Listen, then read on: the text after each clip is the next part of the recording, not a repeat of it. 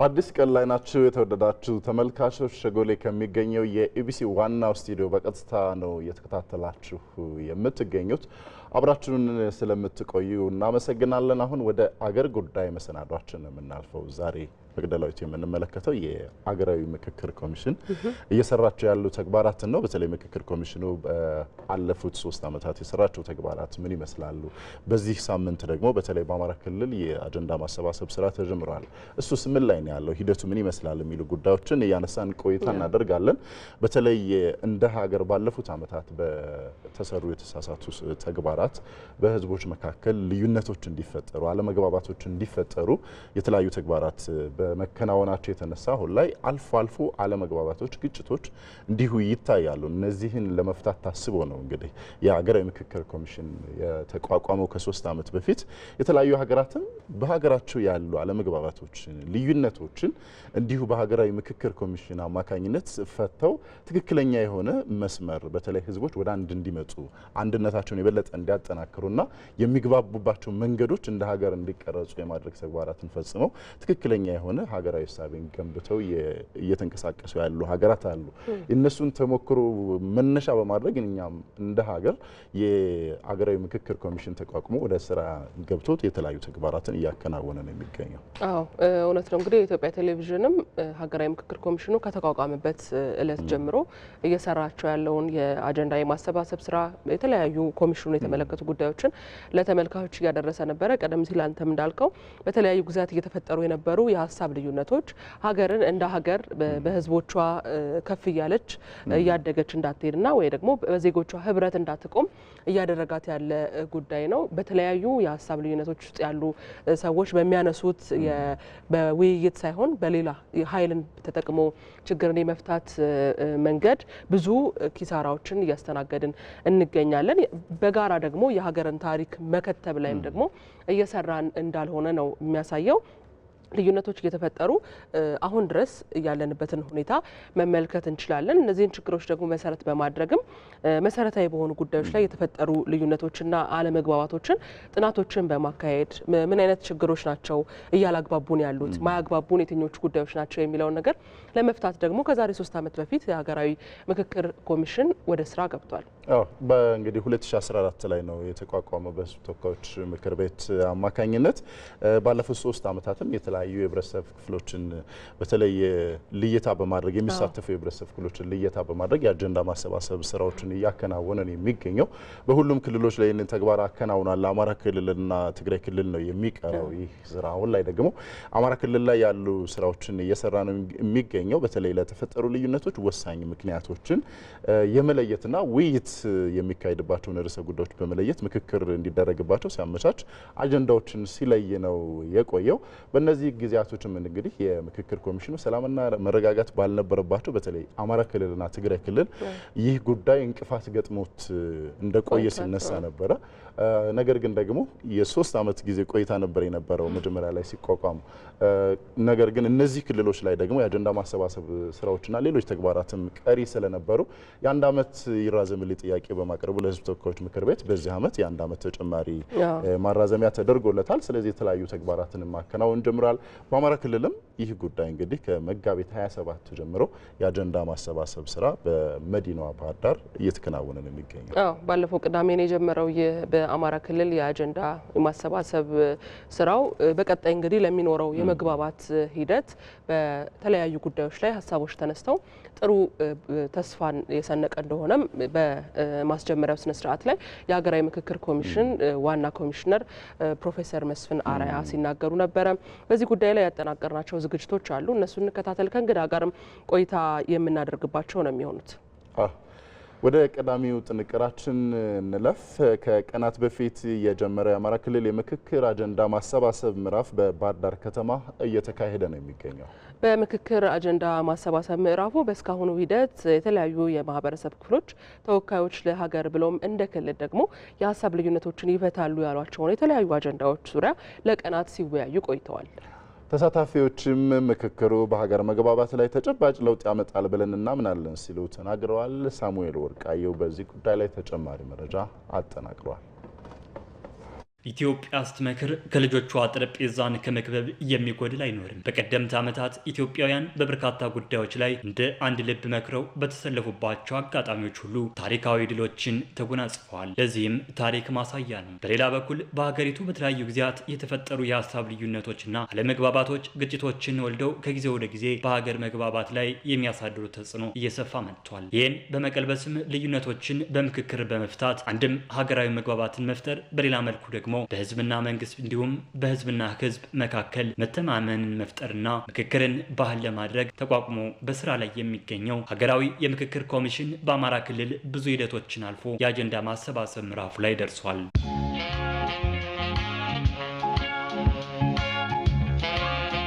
በልዩነቶችና አለመግባባቶች እየተፈጠሩ ያሉ ግጭቶች በዘላቂነት እንዲፈቱም ታዲያ አማራጩ ምክክርና ምክክር ብቻ መሆኑም ተገልጿል። ተደማምጦና ተመካክሮ መግባባት ላይ መድረስ ምንም ሌላ አማራጭ የለውም። ለመመካከርም ያልተግባባንባቸውን ጉዳዮች ስረ መሰረት መለየትና በአጀንዳዎች ላይ መግባባትን ይጠይቃል። ከዚህ ውጪ ያሉ አካሄዶች ለጊዜው አንዱን ተሸናፊ ሌላውን አሸናፊ በማድረግ ጊዜያዊ መፍትሄ ያስገኙ እንደሆነ እንጂ ካሉብን ችግሮች የሚያላቅቁን አይደሉም።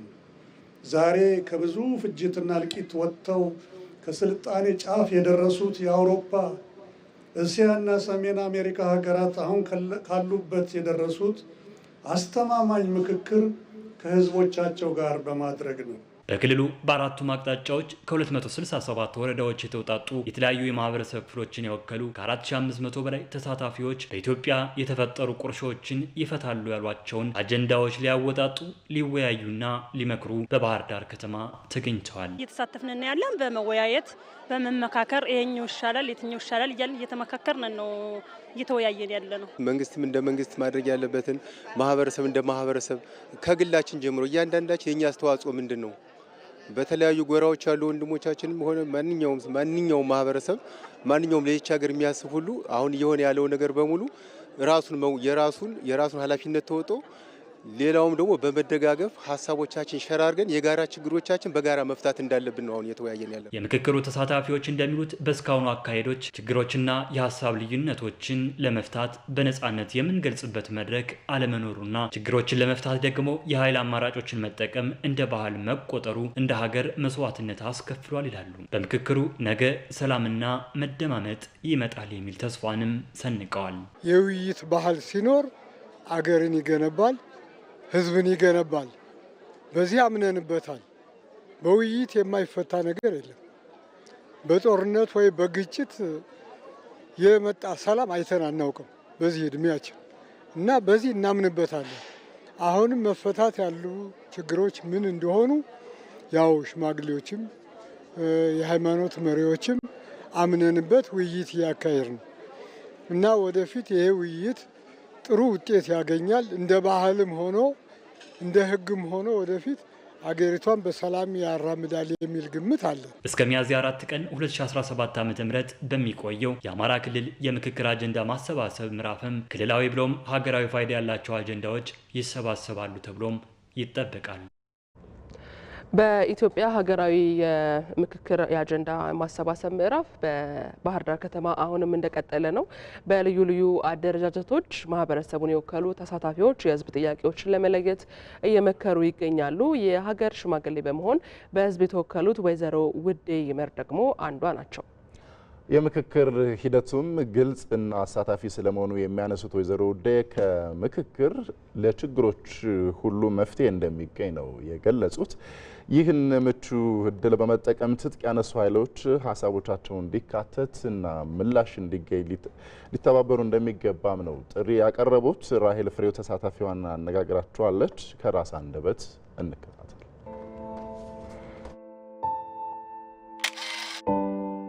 ወይዘሮ ውዴ ይመር እባላለሁ።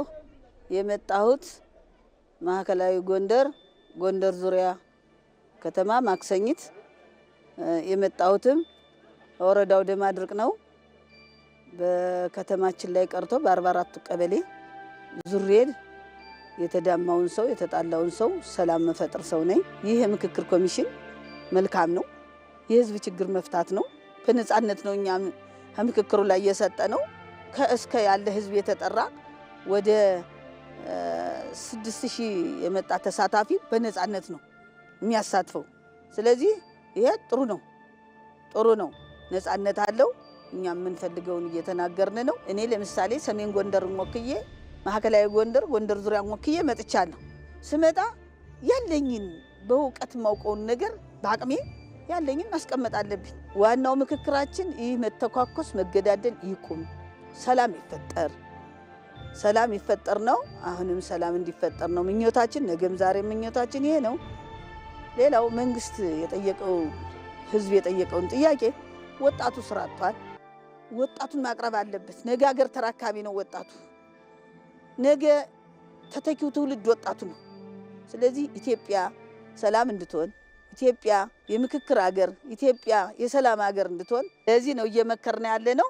መንግስት ይሄን ምክክር መክፈቱ ይሄንን ውይይት በማቅረቡ እጅግ እኔ ኮሚሽኑን አመስግኘዋለሁ። ከመወያየት መፍትሄ አለው፣ እልባት አለው። መኮራረፍ፣ መገዳደል፣ መሸፈት ጥቅም የለውም፣ ጉዳት ነው የሚያስከትለው። ስለዚህ ወንድሞቻችን የግድ መግባት የግድ ነው። አገር ሰላም እንድትሆን፣ ሰላም ከሁሉም በላይ ሰላም ነው። ሰላም ካልሆነ እስትንፋሳችን የለም፣ ልጆቻችን የሉም። እኛስ እኩል ዕድሜ ሆነናል፣ እንሙት አንጎዳም። ለምንድን ነው ወጣቱ ለምንድን ነው የሚያልቀው? በተባራሪ ያልቃል። ህፃኖቹ ሁላ በተባራሪ ያልቃሉ። እነሱና እነሱ ሲወራወሩ መሀል ላይ እያለቀ ነው። ያልታሰቡ ሴቶች ይሞታሉ፣ ያልታሰቡ ህፃኖች ይሞታሉ። ይህ ቁም ነው። ተለባብሶ ቢያርሱት በበነጋው ሰርዶ ነውና ሰው ጥፋቱን እንዲያርም መነገር አለበት። እነዚህ የታጠቁ ኃይሎች ወንድሞቻችን እንዲገቡ አንድ እንሁን ነው። አንድ እንሁን። አንድነት ከሌለ መኖር የለም። ፍቅር ይኑረን፣ መከባበር ይኑረን። ስለዚህ የህዝብ ጥያቄ የድንበር ጥያቄ ከተመለሰ የአማራ ህዝብ ጥያቄ፣ የአማራ ወጣት ጥያቄ፣ የወጡ የአማራ ፋኖች ጥያቄ በዚህ የምክክር መድረክ መልስ እንደሚያገኝ አልጠራጠርም። እዚህ ጉዳይ ላይ እንቆያለን። የተወደዳችሁ ተመልካቾች የተለያዩ ጥንቅሮችን ወደ እናንተ አደረስን። አሁን ደግሞ እንግዶችን ጋብዘን ተጨማሪ መረጃዎችን ወደ እናንተ እናሻገራለን። እንግዶቻችንም በኢትዮጵያ ፖሊሲ ጥናት ኢንስቲትዩት መሪ ተመራማሪ የሆኑት ዶክተር ሙሉጌታ ጌጡ እዚህ ስቱዲዮ ይገኛሉ። ከእርሳቸው በተጨማሪ ደግሞ የሀገራዊ ምክክር ኮሚሽኑ ቃል አቀባይ ጥበቡ ታደለ ከባህር ዳር ስቱዲዮ በቀጥታ ይገኛሉ። ሁለታችሁንም ስለ ጊዜያችሁ እናመሰግናለን። እንኳን ደህና መጣችሁ። አመሰግናለሁ። ዶክተር ከርሶን ጀምርና እንግዲህ ቀደም ሲልም እንዳልነው ባሳለፍነው ቅዳሜ በአማራ ክልል የአጀንዳ ማሰባሰብ ሂደት ተካሂዷል ወይ ደግሞ ተጀምሯል። ከዛ በፊት ደግሞ በተለያዩ አካባቢዎች ላይ የተሳታፊ ልየታ ከዛ ደግሞ የአጀንዳ የማሰባሰብ ሂደቱ ተከናውኗል። አሁን ላይ ኢትዮጵያ እንዳለችበት ሁኔታ ይህ ሀገራዊ ምክክር ኮሚሽን ሀገሪቱ ላይ በዘላቂነት ሰላም ለማምጣት የሚኖረው አስተዋጽኦ እንዴት ይገለጻል ከሚለው እንጀምር። እሺ፣ አመሰግናለሁ። ትልቅ ሚና ይኖረዋል ተብሎ ነው የሚታሰበው። አሁን ያሉት ሂደቶችም የዛን ጅምር እያሳዩ ነው ያሉት። እንደሚታወቀው ኢትዮጵያ ሀገራችን አሁን ያለውን የመንግስት እና የአስተዳደር መዋቅር ከያዘች 30 ዓመት ወይም ደግሞ ከሽግግር መንግስቱ ደግሞ ቀደም ብለን ካየኑ ደግሞ 33 34 ዓመት ሆኖታል። በዛ ጊዜዎች ውስጥ ሁሉ ከዛም ጊዜ በፊት የተፈጠሩ ተቃርኖዎችን ያሉ አለመግባባቶችን መሰረታዊ የሚባሉ ሀገራዊ ጉዳዮች ላይ ጭምር ያሉ ልዩነቶችን ስናስተናግድበት የነበረው መንገድ ጤናማ የሚባል አልነበረም። በፖለቲካ መድረኩ ያለ የፖለቲካ ፉክክሩ ውይይቱ እንዳለ ሆኖ ግን በማህበረሰብ መካከልም በፖለቲካ ሊቃኑ መካከልም የነበረው ጉዳይ አንዳንድ ቦታዎች ላይ ወደ ግጭት አውዳሚ ወደሆነ ግጭት ወደ አለመግባባቶች መርቶናል። እሱ ደግሞ በፊት በነበረው ችግር ላይ ሌሎች ችግሮችን እየፈጠረ ሄዶ አሁን ያለንበት ሁኔታ ላይ ውስብስብ የሆነ ሁኔታ ውስጥ ከቶናል። በተለይ ደግሞ አሁን ምክክሩ አጀንዳ ማሰባሰቡ እየተደረገበት ያለው የአማራ ክልል ጥሩ ማሳያ ነው ብዬ አስባለሁ። እንደምታስታውሱት ከ3 ዓመት በፊት ሀገራዊ ምክክር ኮሚሽኑ ሲቋቋም አማራ ክልል ፍጹም ሰላማዊ የነበረ ክልል ነበረ።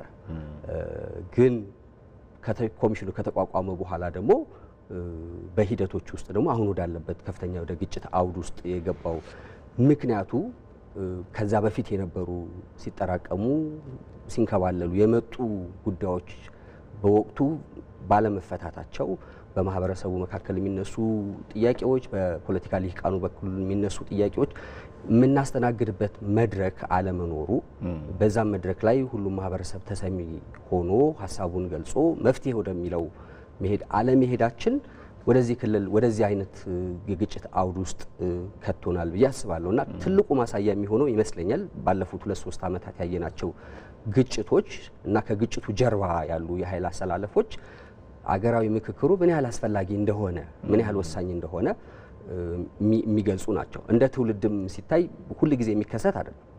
ሀገራዊ ምክክር በጣም ብዙ ሀብት የሚፈልግ ነው።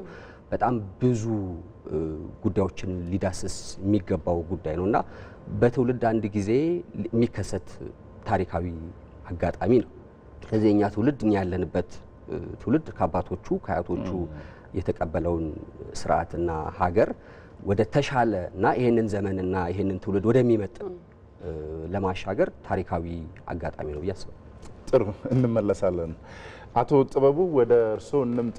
ከባህር ዳር ስቱዲዮ በባህር ዳር ከተማ የአማራ ክልል የአጀንዳ ማሰባሰብ ስራ እየተከናወነ ነው የሚገኘው ከባለፈው ቅዳሜ ከመጋቢት 27 ጀምሮ። አጠቃላይ ሂደቱ ምን ይመስላል? ምን አዳዲስ ተሞክሮች እየተገኙበት ነው የሚለውን እናንሳ እስኪ። በጣም አመሰግናለሁ። እኔም እንደገለጽከው በባህር ዳር ከተማ የሀገራዊ ምክክር ኮሚሽን የክልሉን አጀንዳ የማሰባሰብ እንደዚሁም ደግሞ በቀጣይ በሚካሄደው ሀገራዊ ምክክር ጉባኤ ላይ የክልሉ ማህበረሰብ ወክለው የሚሳተፉ ተሳታፊዎችን የማስወከል ስራዎችን ነው እያከናወነ ያለው። እስካሁን ባለው ሂደት በጣም ጥሩ ስራዎች እየተሰሩ ነው የሚገኙት። ይህም ማለት ምን ማለት ነው?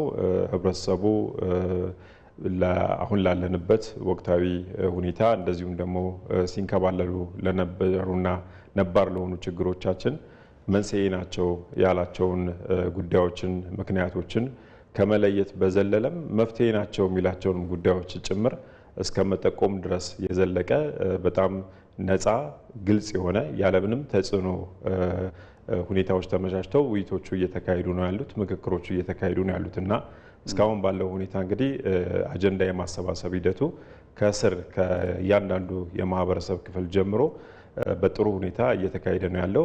በመልካም ሁኔታ ላይ ነው እየቀጠለ ያለው። ጥሩ። ምናልባት የአጀንዳ ማሰባሰብ ሂደቱና ሌሎችም የምክክር ኮሚሽኑ አጠቃላይ ከመርሆቹ አኳያ አሳታፊ፣ ግልጽ፣ አካታች እንዲሆን ይፈለጋል እና ከዚህ አኳያ ያለው ሂደት እንዴት የሚገለጽ ነው? ጥሩ እንግዲህ ይሄ አንዱ የዲሞክራሲ መንገድ ነው። ከዚህ አኳያ አንድ ሂደት ደግሞ ዴሞክራሲያዊ ነው አይደለም ከሚያሰኙት በጣም መሰረታዊ ጉዳዮች አንዱ የትርጉም ያለው ተሳትፎና ትክክለኛ የሆነ የውክልና ጉዳይ ነው። ኮሚሽኑ ከማቋቋሚያ አዋጁም እና ከመርሆቹም በመነሳት ይህ ሂደት አካታችና አሳታፊ እንዲሆን ለማድረግ ሰፊ ጥረቶች አድርጓል። ይሄ በአማራም ክልል አሁን በሚሰራው ስራ በግልጽ የሚታዩ ጉዳዮች ናቸው። ስለዚህ ከአካታችነት አኳያ እንግዲህ አሁን እየተካሄደ ያለው የህብረተሰቡ ውይይት እንደመሆኑ መጠን ህብረተሰቡን ይወክላሉ የተባሉ ተሳታፊዎችን የመለየት በራሱ በህብረተሰቡ ኮሚሽኑ አይደለም የለየው። በእርግጥ አንዳንድ ሀገሮች ላይ ባለው ተሞክሮ ኮሚሽኑ ወይም ደግሞ እንደዚህ አይነት ተቋም ማን ይሳተፍ የሚለውን ራሳቸው የሚመርጡበት መንገድ አለ። የኢትዮጵያ ሀገራዊ ምክክር ኮሚሽን ግን የተከተለው ህብረተሰቡ ራሱ ወኪሎችን ይምረጥ ነው። ስለዚህ በዚህ ደረጃ በአማራ ክልል ከሚገኙ በርካታ ወረዳዎች ወደ 267 የሚሆኑ ወረዳዎች መካከል በ263ቱ ወረዳዎች ህብረተሰቡ ራሱን በራሱ እንዲወክል አካሄድ ተከትሎ ነው ወደዚህ የመጣው። ስለዚህ ከውክልና አኳያ አንደኛ የህብረተሰብ ክፍሎች እንዳይዘለሉ እንዳይዘነጉ ከፍተኛ ጥንቃቄ ተደርጓል። ሁለተኛ ነገር ደግሞ እነዚህም በህብረተሰቡ በራሳቸው ውክልና እንዲኖራቸው የተደረገበት ሁኔታ ነው ያለው። ከአሳታፊነት አኳያ ቅድም ሲገለጽ እንደነበረው ከ4500 በላይ ሰዎች ናቸው እየተሳተፉ ያሉትና ትርጉም ያለው ተሳትፎ የነቃ ተሳትፎ ደግሞ ማድረግ ያስፈልጋል። ስለዚህ ይህንንም ለማሟላት ጥረቶች ተደርገዋልና ምናልባት 4500 ሰው እንዴት ነው በአንድ ጊዜ ተወያይቶ የነቃ ተሳትፎ ሊያደርግ የሚችለው ትርጉም ያለው ተሳትፎ ሊያደርግ የሚችለው የሚል ጥያቄ ይነሳ ይሆናል።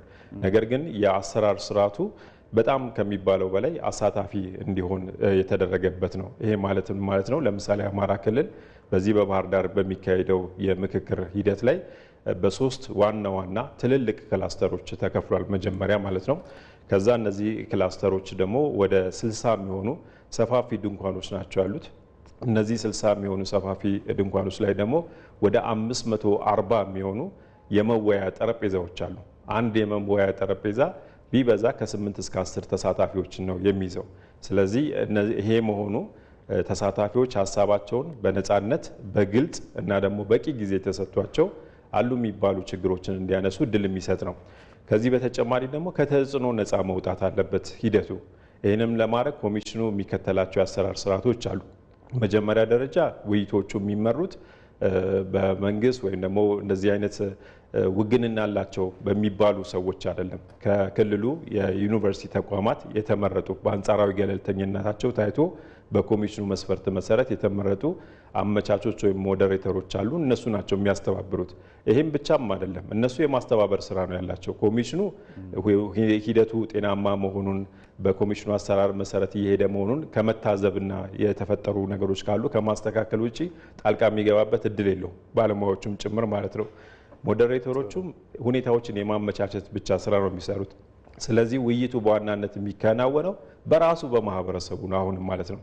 ስለዚህ ከእያንዳንዱ የመወያያ ጠረጴዛ ላይ ከራሳቸው መካከል ጸሐፊ ይመርጣሉ፣ ሰብሳቢ ይመርጣሉ። በሰብሳቢያቸው እየተመሩ የሚናገሩትም ነገር ማስታወሻ ላይ ወይም ደግሞ ቃለ ጉባኤ ላይ የሚጽፍላቸው የራሳቸው የመረጡት ጸሐፊ ነው።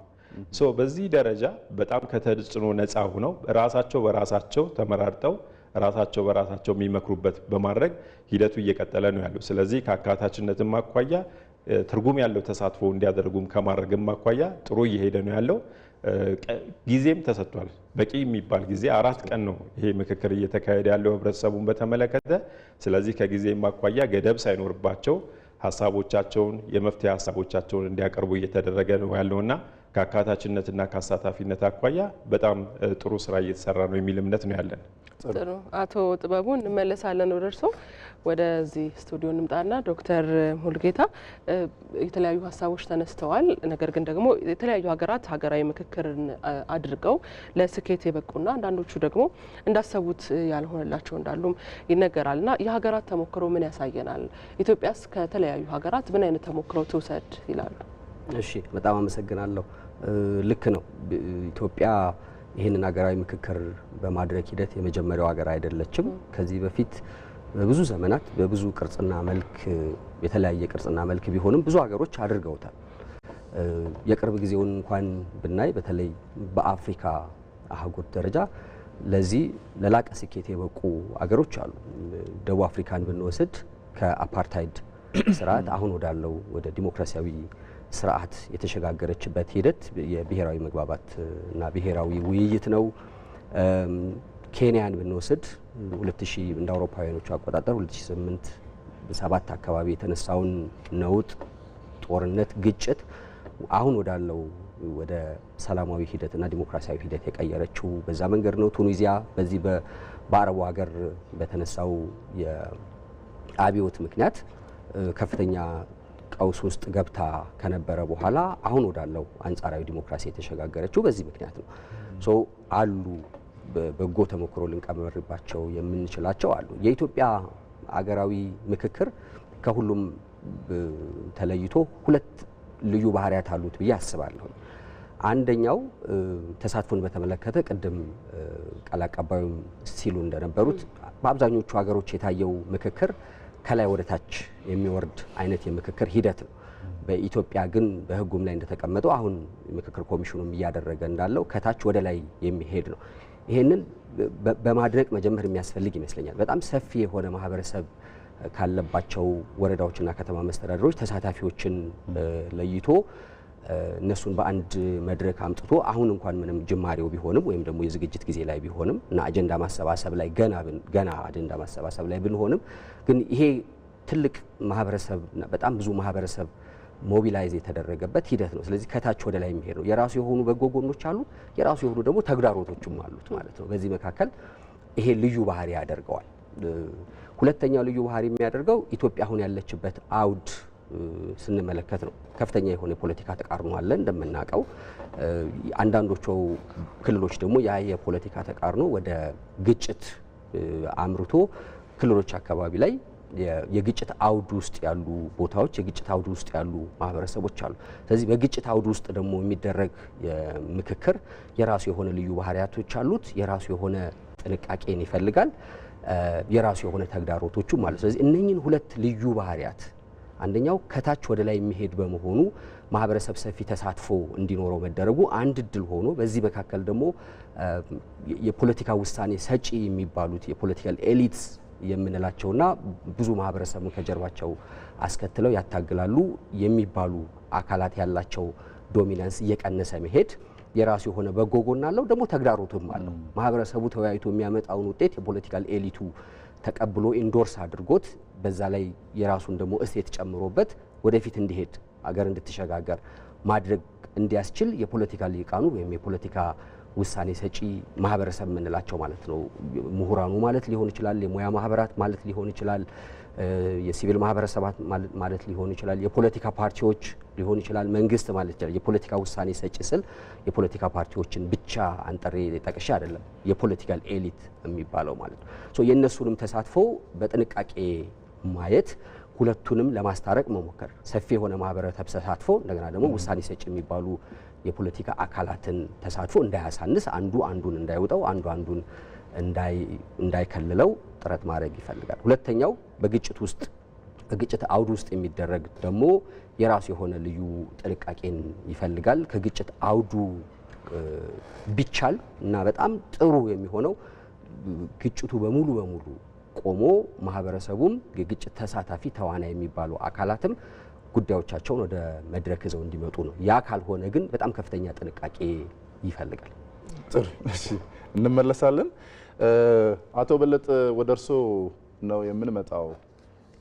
በአማራ ክልል ያው አሳታፊ የሆነና ሁሉንም አካታች የሆነ የምክክር ሁኔታ ለመፍጠር ጥረት እየተደረገ እንደሆነ ገልጸውልናል። አሁንም ላይ እየተከናወነ ያለው የአጀንዳ ማሰባሰብ ስራም በዚያ ልክ እየሄደ እንደሆነ ገልጸውልናል። በተለያዩ የሀገሪቱ አካባቢዎች ደግሞ ልዩነታቸውን በትጥቅ ለመፍታት የሚንቀሳቀሱ ኃይሎች አሉና የራሳችን ሀሳብ አለን፣ ልዩነቶች አሉን የሚሉ ኃይሎች ስላሉ በአማራ ክልልን ጨምሮ የእነሱን ሀሳብ ወደዚህ መድረክ ለማምጣት ምን ስራዎች እየተከናወኑ ነው? ምን ያክል ሄዳችሁበታል የሚለውን እናንሳው እስኪ። በጣም ጥሩ። ምናልባት ወደ ጥያቄው ከማለፌ በፊት ዶክተር ከስቱዲዮ ያነሱት ሀሳብ ላይ የተወሰኑ ሀሳቦችን ጥቂት ሀሳቦችን ለመግለጽ ፈልጌ ነው። እንደተባለው አንዱ አንዱን እንዳያውጠው ሁሉንም በዚህ ሂደት ላይ እንዲሳተፍ ማድረግ ተገቢ ነው፣ ጥንቃቄ ያስፈልጋል የተባለው እውነት ነው። ከዚህም አኳያ እንግዲህ አሁን የህብረተሰብ ክፍሉ እየተወያየ ቢሆንም በአማራ ክልል ባለው ሁኔታ በሌሎችም ክልሎች በተሰራበት ማለት ነው ቀጣይ ደግሞ ምዕራፍ አለው። ህብረተሰቡ ያው አጀንዳ የሚያሰባስብበት ተገናኝቶ የሚመካከርበት እድል ስለሌለው ነው አስቀድሞ ኮሚሽኑ ይህን መድረክ የሚያዘጋጀው።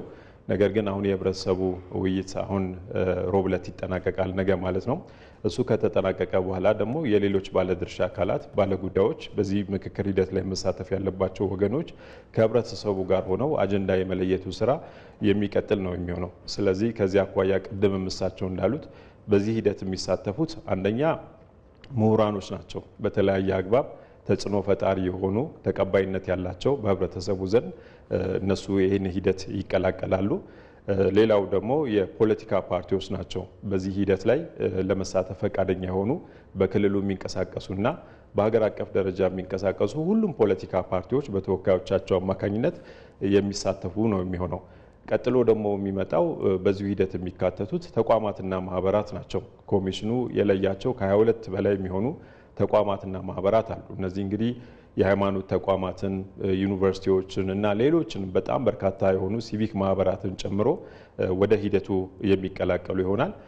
ቅድም እሳቸው እንደጠቀሱት ደግሞ መንግስትም አንዱ የዚህ ሂደት ባለድርሻ አካል እንደመሆኑ መጠን ይሳተፋል። መንግስት ስንል እንግዲህ ሶስቱንም ዊንጎቹን ባካተተ መንገድ ማለት ነው።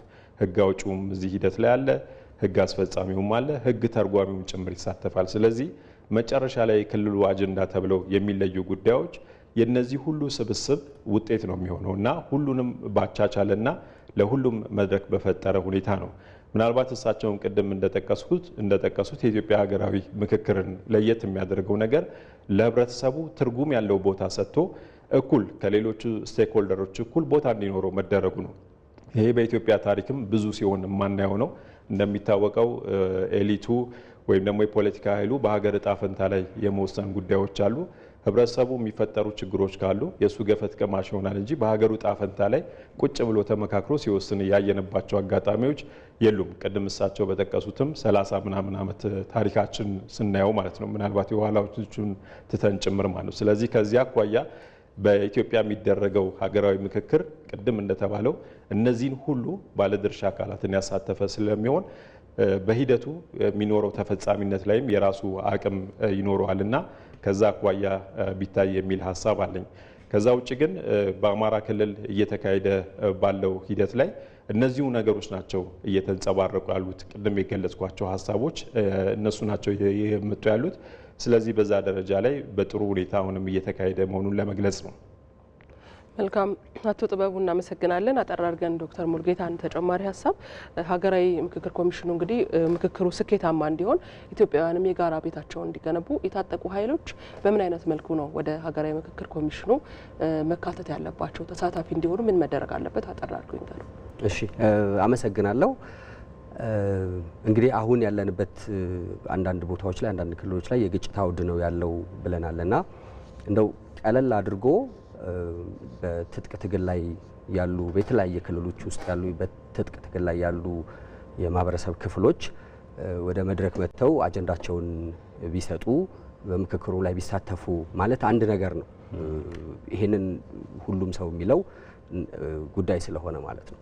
ግን ከዛ ባለፈ ተጨማሪ ርቀት መሄድ የሚያስፈልግ ይመስለኛል። ይሄንን የሚታገሉ በትጥቅ ትግል ውስጥ ያሉ አካላት የሚረዱት የሚያውቁት ይመስለኛል።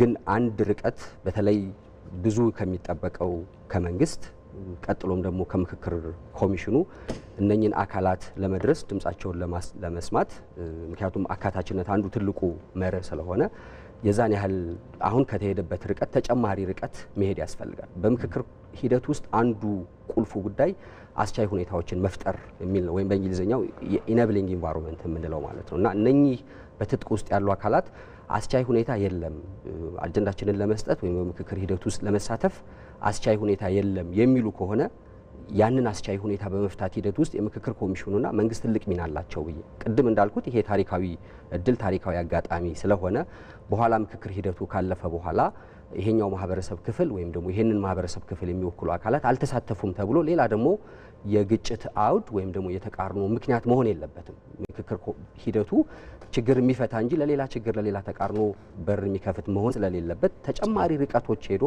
አስቻይ ሁኔታዎች ምንድናቸው? ምናልባት ግጭት መቆም ካለበት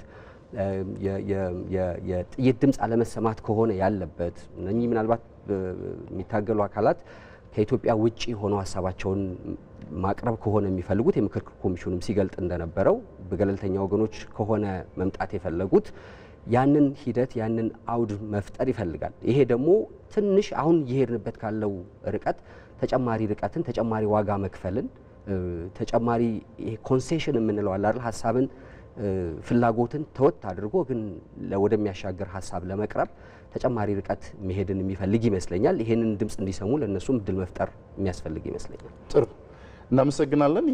በኢትዮጵያ ፖሊሲ ጥናት ኢንስቲትዩት መሪ ተመራማሪ የሆኑት ዶክተር ሙሉጌታ ጌጡ እዚህ ስቱዲዮ ተገኝተው ለሰጡን ማብራሪያ እንዲሁም ከባህር ዳር ስቱዲዮ የሀገራዊ ምክክር ኮሚሽን ቃል አቀባይ አቶ ጥበቡ ታደሰ በቀጥታ መስመር ገብተው ለሰጡን ማብራሪያም እናመሰግናለን። ሁለታችሁም ዝርዝር እናመሰግናለን።